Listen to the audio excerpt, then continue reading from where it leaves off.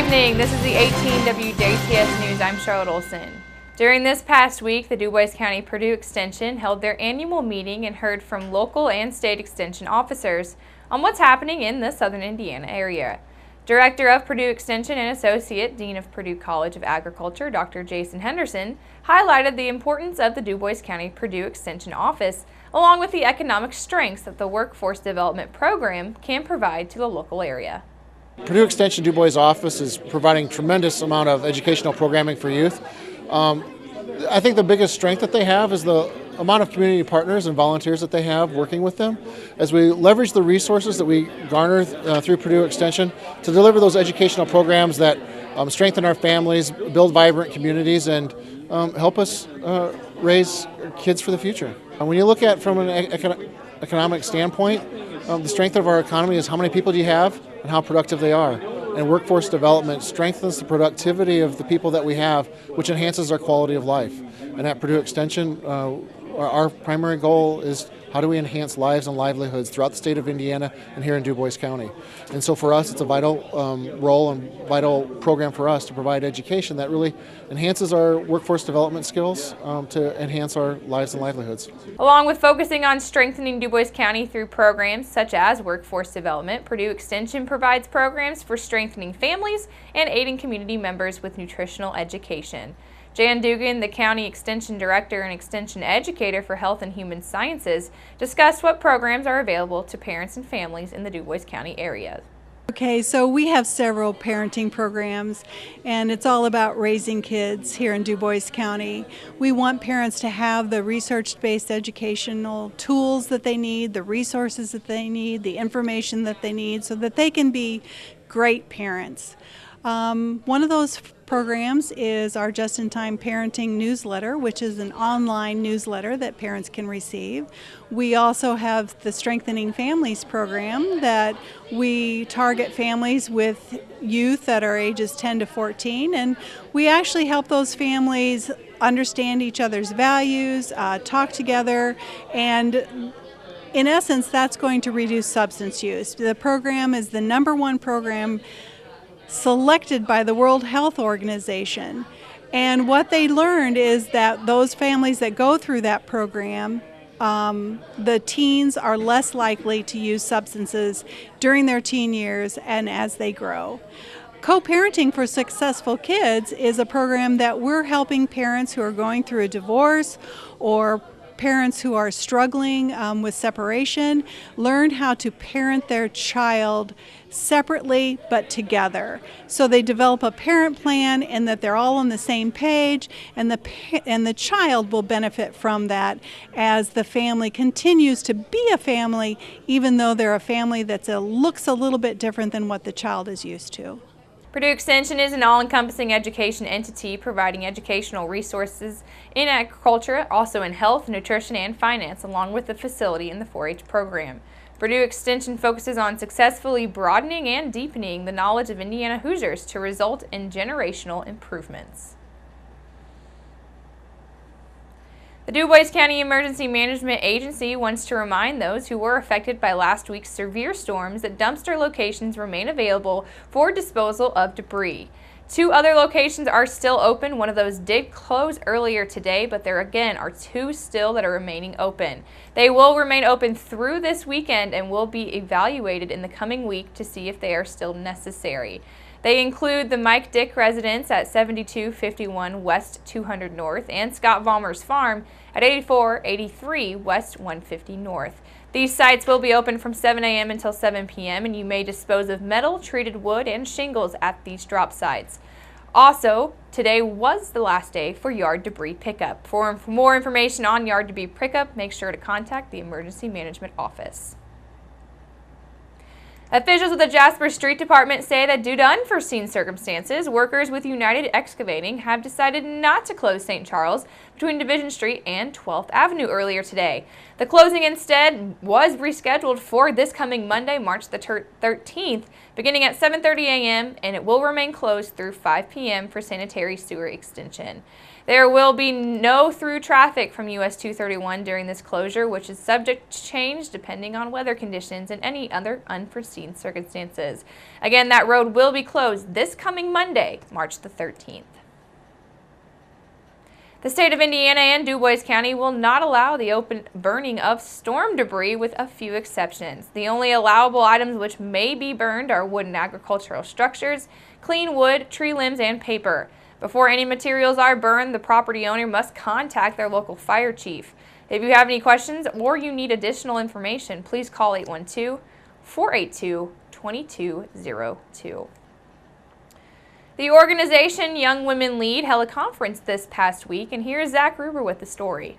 Young Women Lead is a leadership development organization for young women that helps build character, trust, and self-respect. The Young Women Lead held a conference this past Wednesday at Vincennes University Jasper campus.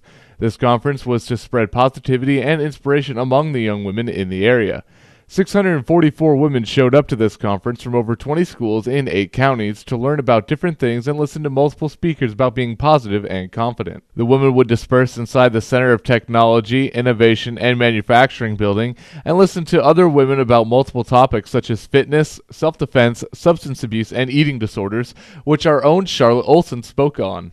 Among the speakers there were Shelby Coates from 44 News, Kim Lewis, a NKU graduate who serves as the Senior Project Manager at Kappa Delta Sorority Nation Headquarters, and Julia Marie Carrier, an award-winning national speaker, author, Emmy-nominated TV show host, Miss Virginia USA 2002, and semifinalist on NBC's The Apprentice, which she completed all by the age of 27. A very confident person, Julie made everyone at the conference feel welcome and confident with her high energy and big sister approach. She speaks about being able to talk to groups like Young Women Lead here. You know, I have to say, as a top national speaker for girls, actually international now, an author of a book called Be Beautiful, and also someone who's blessed to travel around the country. I think it's even this year we've reached over 1 million young people if you add up the last 10 years. It's humbling. I think we live in a toxic media world right now where girls are given so many misleading messages that it's not what's inside that counts, that it's outside. To be able to take a moment in their lives and say, hey, you matter just as you are right now. You're beautiful just as you are right now, and you can stand up and lead just as you are right now. That is powerful. Julie was also a coach on MTV's Made, a self-help show for teens wanting to accomplish goals, and she used her skills in the show to connect with the young women in the crowd through crowd participation and activities to have the crowd feel heard and confident and feel they are part of the seminar. Julie talks about what drove her to become a public speaker here.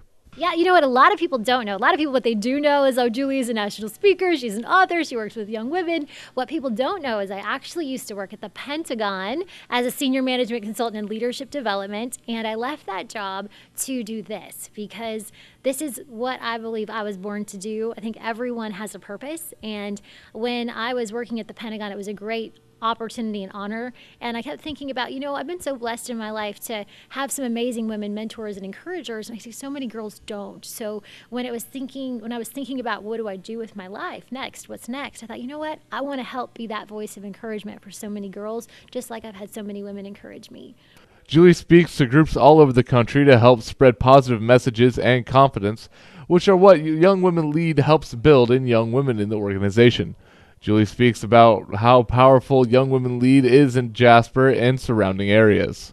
I get to work with a lot of different organizations, you know, Girl Scouts, so many youth leadership organizations, but I have to say one of my favorites is by far Young Women Lead. And the reason being is it's a community-based organization. You know, right here in Jasper, so many people came together because they care about girls, they care about helping them live better lives. I mean, when I was seeing the list of sponsors and the list of volunteers, like it's even bigger than cities twice, 3 times, 4 times this size, and it's a real compliment to Jasper, the people who live here. And it's by far, Young Women Lead, when I think about it, just compared to the impacts I've seen with other groups, it's one of the most powerful leadership development groups I've seen in the entire country. Julie has a book called Be Beautiful, a guide for girls and young women in discovering themselves. To learn more on Julie Carrier, visit her website at www.juliespeaks.com. Young Women Lead holds these conferences on a yearly basis in 5 cities: Ashland, Kentucky; Cincinnati, Ohio; Jasper, Indiana; Lexington, Kentucky; and Louisville, Kentucky. To learn more on Young Women Lead, visit www.youngwomenlead.com. I'm Zach Gruber reporting for the news. Thank you, Zach. Members of the public are encouraged to make plans to attend the 12th Annual Home Expo sponsored by the Jasper Chamber of Commerce.